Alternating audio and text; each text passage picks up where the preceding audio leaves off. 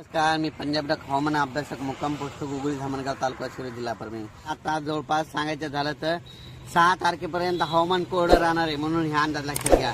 पण राज्यातल्या सर्व शेतकऱ्याला सांगू इच्छितो, तातडीचा मेसेज म्हणतो, राज्यामध्ये 7 मे पासून ते 11 मे दरम्यान वादळी वाऱ्यासह विजेसह काही ठिकाणी गारपिटीसह पाऊस येणार आहे. अवकाळी पाऊस पडणार आहे. रानातून पाणी बाहेर निघणार असा पाऊस येणार आहे म्हणून हा अंदाज लक्षात येतात. विभागाबाई बोलायचं झालं तर राज्यात सुरुवातीला आपण पूर्व विदर्भातून सुरुवात करू. राज्यामध्ये 7 ते 11 दरम्यान पूर्व विदर्भामध्ये म्हणजे खूप ठिकाणी शेतातून पाणी बाहेर निघाला असा पाऊस पडणार आहे. विजेस पडणार आहे, विजा असणार आहे, गारपीट देखील होणार आहे, वारा देखील असणार आहे म्हणून स्वतःची काळजी घ्यावी. त्याच्यानंतर पश्चिम विदर्भात देखील सर्व शेतकऱ्याला सांगू इच्छितो, 7 ते 11 मेच्या दरम्यान तुम्ही तुमच्या हळद असेल, कांदा असेल काढून झाकून ठेवा, कारण की 7 ते 11 दरम्यान जोरदार पाऊस पडणार आहे. ओढे नाले वाहतील असा पाऊस